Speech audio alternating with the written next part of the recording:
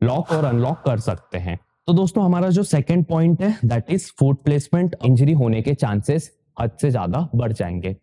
दोस्तों leg press जितना दिखने में सिंपल लगती है उतना एक्चुअली है नहीं। और यदि आप हेवी लिफ्ट करते हो, आपके रेपिटेशन भी कंप्लीट हो रहे हैं, बट स्टिल यदि आपका बॉडी पोस्चर खराब है, फुट प्लेसमेंट खराब है और नी मूवमेंट खराब है, तो भले ही आप कितना ही हैवी लिफ्ट कर लो लेग प्रेस में, आपके लेग ट्रेन नहीं होंगे। फिर तो ये वही बात हो गई कि सिर्फ आप अपने वेट को up and down up and down up and down कर रहे हैं। और सबसे डेंजरस मिस्टेक तब होती है जब आप ईगो लिफ्टिंग करते हो। तो दोस्तों आज के वीडियो में सिर्फ ये नहीं बताऊंगा कि लेग प्रेस कैसे लगाना है सही से, बल्कि ये भी बताऊंगा कि लेग प्रेस लगाते वक्त ऐसी कौन सी 4 बातों का ध्यान रखना है जिससे आपके लेग मसल ट्रेन हो, ना कि वेट को सिर्फ आप up and down up and down up and down ही करें। तो क्या करना है, हर बार की तरह इस वीडियो के अंत तक बने रहना है। और यदि आपने अभी तक इस वीडियो को लाइक नहीं करा तो जल्दी से इस वीडियो को लाइक कर देना एंड मेक श्योर आप अपने भाई को इंस्टाग्राम पे फॉलो कर रहे हैं। बिना देरी करे इस वीडियो को शुरू करते हैं। Let's get started.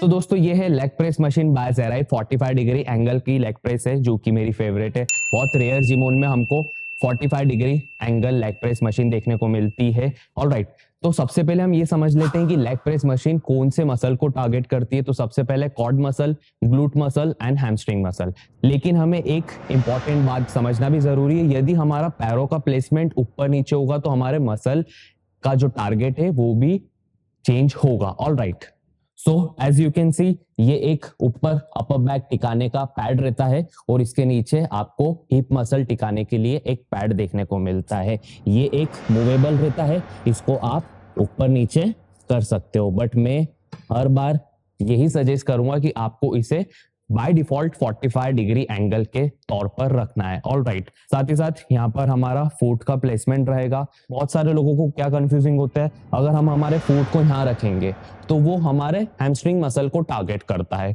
और यदि हम हमारे फुट को नीचे रखेंगे तो वो हमारे नी पे बैक टेंशन क्रिएट करता है जो कि हमारे नी के लिए खराब हो सकता है। तो हमारा जो फुट का प्लेसमेंट रहता है ना, राइट पोस्चर, वो आपको आगे इस वीडियो में बताऊंगा। ऑल राइट, साथ ही साथ हमें ये 2 लॉक देखने को मिलते हैं जिससे हम हमारे लेग मशीन को लॉक और अनलॉक कर सकते हैं। सो ओवरऑल ये लेग मशीन है। अब हम जान लेते हैं सबसे पहला पॉइंट, सिटिंग पोस्चर क्या होना चाहिए। तो दोस्तों अब सबसे पहला पॉइंट हम समझ लेते हैं कि हमारा सिटिंग पोस्चर क्या होना चाहिए, क्या गलती हमें नहीं करना है और क्या सही तरीका है लेग प्रेस का सिटिंग पोस्चर। ऑल राइट, तो सिंपली आपको जो आपका हिप मसल है वो नीचे वाले पैड पर रहेगा। ऑल राइट, और हमारा जो अपर बैक है वो बैक साइड रहेगा। मेरा अपर बैक टिका हुआ है और हिप मसल नीचे पैड पर टिका हुआ है। जो लोअर बैक है वो आर्च है। ऑल राइट दोस्तों, 90% एक्सरसाइज में हमारा बैक आर्च रहता है बाय डिफॉल्ट। ये आप एक कॉपी पेन में लिख लीजिए कि आपको XYZ कोई सी भी एक्सरसाइज परफॉर्म क्यों ना कर रहे हो, आपको आपका बैक आर्च रखना है। ऑल राइट, तो मेरा अपर बैक टिका हुआ है पैड पर, हिप मसल टिका हुआ है, वो मेरा बैक आर्च है। यू कैन सी मेरा अगर हाथों से दिख रहा है तो ये मेरा बैक आर्च है। ऑल राइट, तो ये मेरा बॉडी पोस्चर है करेक्ट वाला। और ये जो मेरे हाथों की पोस्चर रहेगा ये मेरे लॉक पे रखूंगा, जिससे जब भी मुझे लेग प्रेस को अनलॉक करना है तो सिंपली मैं इसको ऐसे पुश करूंगा और ये अनलॉक हो जाएगा। ऑल राइट, तो दोस्तों हमारा जो सेकंड पॉइंट है दैट इज फुट प्लेसमेंट। अब हमें ये एक पूरा रबड़ का पैर रखने के लिए जगह देखने को मिलती है। ऑल राइट, इसको यदि हम नीचे पैर रखेंगे तो हमारे नी पे बहुत अननेसेसरी ओवर टेंशन मिलेगा जो कि इन फ्यूचर हमारे नी को डैमेज कर सकता है। ऑल राइट, यदि मैं ऊपर लगाऊंगा तो हमारे हैमस्ट्रिंग पे टारगेट होगा जो कि हमें नहीं करना है। हमें सिर्फ हमारे कॉर्ड मसल को टारगेट करना है। हम एक बेसिक लेग मशीन कैसे यूज करते हैं आज के वीडियो में हम वो जानेंगे। इन फ्यूचर थोड़ा सा एडवांस टेक्निक के लिए आप मुझे नीचे कमेंट करोगे तो मैं तीनों वेरिएशन कैसे लगाते हैं लेग मशीन पे वो भी आपके साथ साझा करूंगा आने वाले वीडियो में। ऑलराइट, आज के लिए हम सिर्फ ये जानेंगे कि लेग मशीन को कैसे सही से लगाते हैं, क्या गलती हमें नहीं करना है जिससे हमारा लेग मसल ट्रेन हो, ना कि हम सिर्फ वेट को अप एंड डाउन करें। ऑलराइट, तो दोस्तों हमेशा मेक श्योर करना है कि आपको या तो विदाउट सॉक्स यूज करना है या फिर विथ शू यूज करना। ऑल राइट, अगर आप सॉक्स के साथ लेग प्रेस मशीन को यूज करते हैं तो क्या होता है, पैर स्लिप होने के चांसेस बहुत बढ़ते हैं। मेरे साथ ये हुआ है इसलिए मैं आपको वार्न कर रहा हूँ। ऑल राइट, तो ये हमारा एक फ्लोर है जिस पे हम हमारे फुट मूवमेंट रखेंगे। ज्यादा मैं नीचे रखूंगा नी में दिक्कत आएगी, ज्यादा ऊपर रखूंगा हैमस्ट्रिंग पे लोड बढ़ेगा। तो हमारा जो फुट प्लेसमेंट रहता है दैट इज हमारी शोल्डर लेंथ। मेरी शोल्डर लेंथ कितनी है उस हिसाब से मेरा फुट का प्लेसमेंट रहेगा। ना मुझे ज्यादा ऊपर रखना है ना मुझे ज्यादा नीचे रखना। और हल्का सा ये जो मेरा टो है वो बाहर की साइड रहेगा। ऑलराइट, हल्का सा मैंने पुश करा, मेरे ये लेग प्रेस को अनलॉक करा। चाहे तो मैं मेरे हाथों को यहीं रख सकता हूं या तो मैं यहां से पकड़ सकता हूं, बट मैं सजेस्ट करूंगा कि आप इसको यहीं लॉक पर टिका के रखें। अब सिंपली आपको इसको इसे हल्का सा रिवर्स लेके आना है। लेके आए, alright, now push again, squeeze, now push again, squeeze, now push.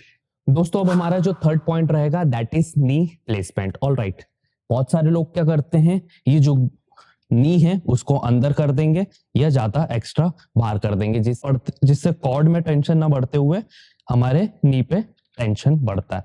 तो सबसे फर्स्ट हम बैठ गए हैं प्रॉपर, हमने हमारा पैरों की लेंथ वो रखी जो हमारी शोल्डर की लेंथ है। ऑलराइट, और हल्के से हम टो बाहर रखेंगे।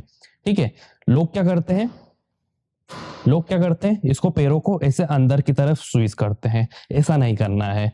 ठीक है, एक्स्ट्रा बाहर करेंगे वो भी गलत है। बस सिंपल आपको क्या करना है, रिवर्स लेके आना है। ठीक है, स्क्वाट में स्क्वाट परफॉर्म करते हैं वैसे ही आपको इसको सिंपली आपको रिवर्स करना है। ना आपको एक्स्ट्रा स्ट्रेच करते हुए बाहर लेके आना है, ना आपको एक्स्ट्रा स्ट्रेच करते हुए अंदर लेके आना है। इससे आपके नी डैमेज होने के चांसेस अप टू 100% तक बढ़ जाते हैं।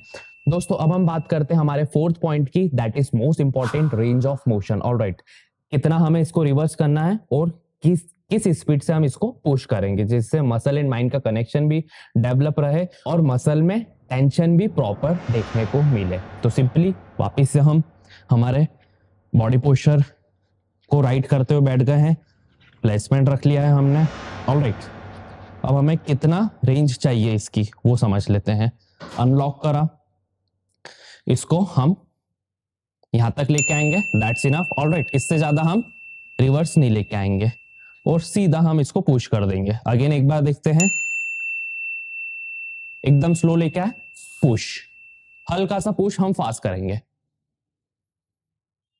Push push. अब एक चीज का ध्यान रखना है, इससे ज्यादा आपको रिवर्स नहीं जाना है। अगर आप ज्यादा रिवर्स लेते हैं तो उससे क्या होगा, हमारे लोअर बैक में अननेसेसरी का टेंशन क्रिएट करेगा। और जैसा कि हम जानते हैं 80% लोग लेग का वर्कआउट हो या कोई सा भी वर्कआउट हो, वो वर्कआउट सीधा स्टार्ट करते हैं वर्किंग सेट से और खत्म करके चले जाते हैं, कोई स्ट्रेचिंग नहीं, कोई वार्म अप नहीं। तो ओवर रिवर्स से लोअर बैक में टेंशन आ गया है और वो मसल फटीग हो गया है, तो धीरे धीरे एक टाइम बाद लो बैक की प्रॉब्लम दे देगा।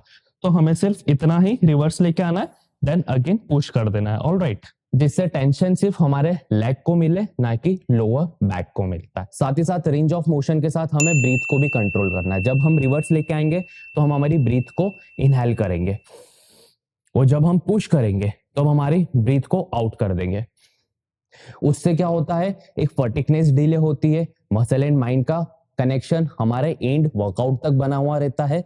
आई एम 100% श्योर यदि आप रेंज ऑफ मूवमेंट के साथ ब्रीथ को भी ऐड कर देंगे तो आपको लो एनर्जी भी फील नहीं होगा। दोस्तों अब सबसे इंपॉर्टेंट टॉपिक पे बात करते हैं, दैट इज वेट सिलेक्शन। दोस्तों यदि आप कोई सा भी फॉर्म क्यों ना लगाओ, यदि आपका वेट सिलेक्शन खराब है तो आपका फॉर्म खराब होगा। साथियों वेट तब इंक्रीज करा जाता है जब XYZ वेट से हमें इजीली 10 से 12 रेपिटेशन मिल जाए। यदि हमको इजीली बिना फेलियर के 10 से 12 रेपिटेशन मिल जाते हैं तब उसके बाद हम वेट को इंक्रीज करते हैं। और यदि हमें 8 रेपिटेशन आए, 6 रेपिटेशन आए, तब जाकर हम बिल्कुल भी वेट को इंक्रीज नहीं करते हैं। अगर इस केस में हम 8-10 रेपिटेशन में हम वेट को इंक्रीज करने लगे तो जब हम वेट बढ़ाकर थर्ड सेट लगाएंगे तो उसमें हमको इजीली 5 से 4 रेपिटेशन ही देखने को मिलेगी और फिर हम ईगो लिफ्ट करेंगे, हमारा फॉर्म बिगड़ जाएगा और हमें जिस मसल को ट्रेन करना है वो मसल ना ट्रेन होते हुए हमें इंजरी होने के चांसेस हद से ज्यादा बढ़ जाएंगे। तो हमेशा राइट वेट सिलेक्शन क्या होता है, यदि किसी भी वेट से हमें इजीली 10 से 12 रेपिटेशन आ रहे हैं तब जाकर हम वेट को इंक्रीज करें। ऑलराइट, उसके पहले हम वेट को इंक्रीज करने का मत सोचो। So that's enough for now. I hope आपको ये ट्यूटोरियल पसंद आया होगा। इन केस यदि आपके मन में अभी भी कोई डाउट हो तो let me know in the comment section. हमारे कमेंट पढ़ते हैं, हमारे कमेंट पे रिप्लाई अवश्य करते हैं। साथ ही साथ मुझे ये भी बताना नेक्स्ट ट्यूटोरियल वीडियो आपको किस वेरिएशन पर चाहिए, तो definitely we will take care of it. तो दोस्तों हम फिर मुलाकात करेंगे कुछ नए वीडियो में कुछ नए टॉपिक पर। तब तक के लिए ध्यान रखिएगा खुद का, अपने घर वालों का, एंड मेक श्योर यदि आपने अभी तक इस वीडियो को लाइक नहीं करा तो जल्दी से इस वीडियो को लाइक कर दीजिए और शेयर कर दीजिए अपने लव वंस के साथ। And don't forget to subscribe this channel. This is Ashutosh Sharma signing off for now. Good bye, take care, Jai Hind.